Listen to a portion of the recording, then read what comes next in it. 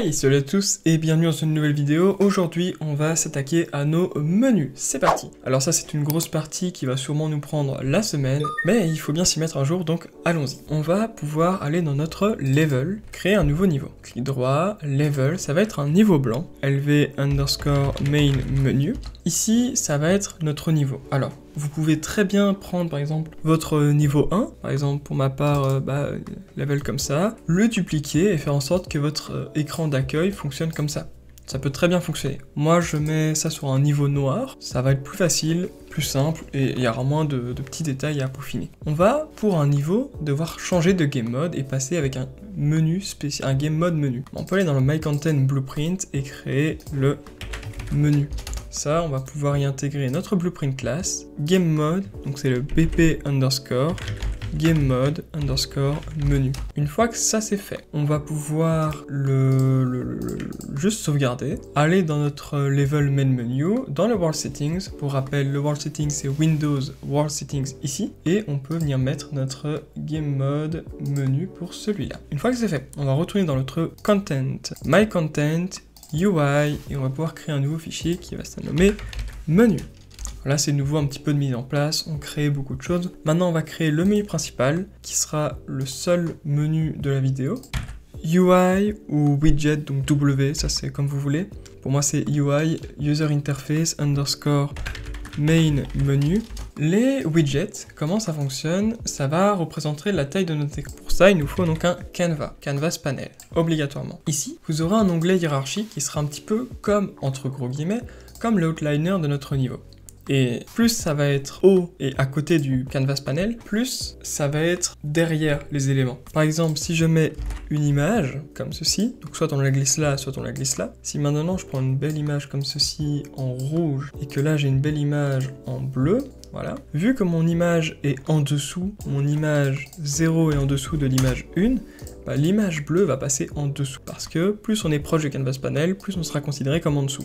Voilà, ça c'est le petit truc à savoir. On peut, si on veut prendre une grande image, la mettre en plein écran. Alors les angles, comme vous vous en doutez, si on joue sur téléphone, PC, console ou même télé, eh bien la résolution ne sera pas la même. Mais l'interface utilisateur sera pourtant toujours au même endroit. Parce qu'il va être capable de s'adapter, il va être responsive comme on appelle. Eh bien c'est les points d'ancrage qui vont être intéressants. Donc le offset, je déconseille de vraiment l'utiliser, ces deux premiers, mais vous pouvez toucher avec l'alignement. Et ça va être intéressant parce que ça va pas empêcher l'ancrage de s'effectuer. On peut mettre un fond tout noir ou tout gris comme vous voulez. Moi je vais le laisser comme ça. On verra si dans une future vidéo je montre un petit peu comment l'améliorer. Et là on va créer nos boutons. Le bouton c'est simple, c'est juste B, bouton comme ceci. On va pas les mettre comme ça et s'ennuyer à essayer de les aligner en fonction de leur alignement et tout. On va juste supprimer ça, le remettre bien comme il était. Sachez que vous pouvez, comme sur Photoshop, le verrouiller pour qu'il ne bouge plus.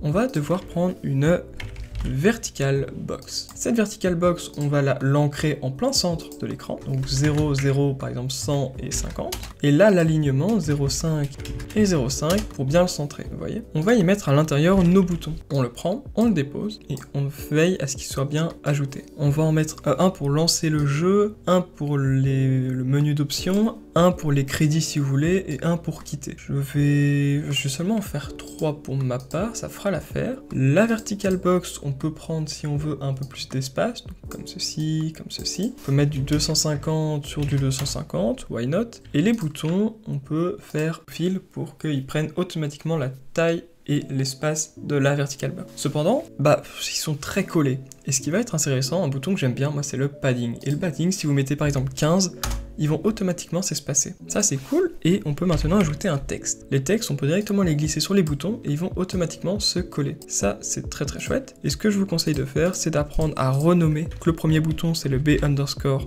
start par exemple, B underscore settings, B underscore quitter. Et voilà, on peut donc faire jouer, option et quitter. On va commencer par l'option la plus facile, quitter le jeu. On va cliquer sur notre bouton, attention, pas le texte, le bouton, Et le bouton, si on descend, ok, oui, évidemment, nos boutons, ça va être quelque chose qui va être variable, donc on doit cocher la variable, isVariable. Comme ça maintenant, quand je quitte, vous voyez que j'ai nos boutons. Il y a quand je clique, quand je relâche, quand je presse, quand je suis dessus et quand je ne suis plus dessus. Nous, on va prendre quand on clique, comme ceci, et ça va être notre fonction quit game. Donc, ça veut dire, dès que je vais appuyer, je vais quitter le jeu. Les options, on peut juste déjà créer notre bouton pour la prochaine vidéo.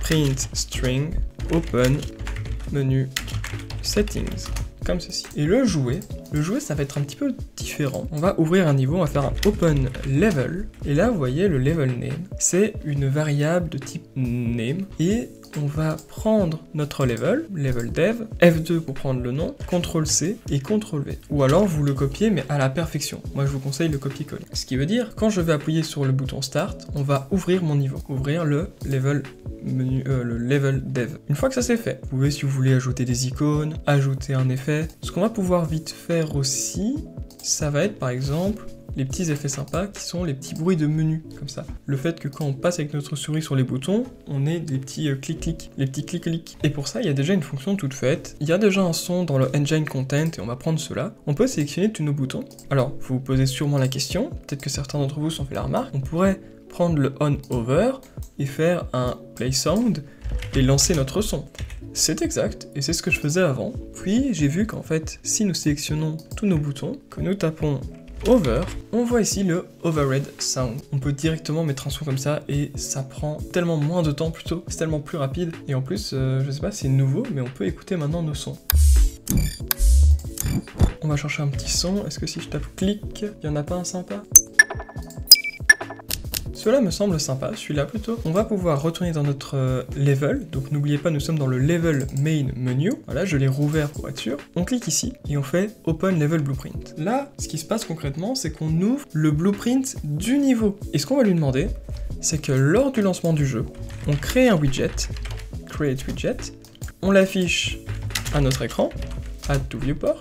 Le widget affiché va être notre main menu, et c'est bien beau, là si on lance, voilà, notre menu est là.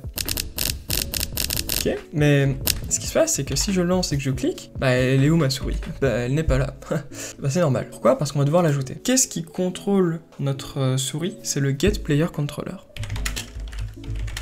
Get Player Controller. Et pour voir notre souris, c'est simple, on fait un set show mouse cursor. Set, pourquoi? Parce qu'une variable qu'on peut setter est une variable pour introduire des valeurs ou ajouter des modifications. Là, c'est une variable booléenne et on lui dit qu'au lancement du jeu, notre variable setShowMouseCursor qui par défaut est décochée, on va l'activer. La target étant le player controller. Si maintenant je lance, je clique, je suis en jeu, je fais mes clics.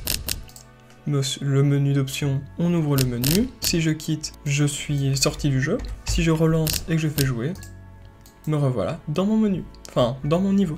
Voilà les gars, c'est tout pour cette vidéo sur le menu Start. J'espère qu'elle vous a plu, que vous avez appris des choses. Si vous voulez des éléments spécifiques pour les menus, n'hésitez pas à me le dire en commentaire et j'adapterai la série et les vidéos.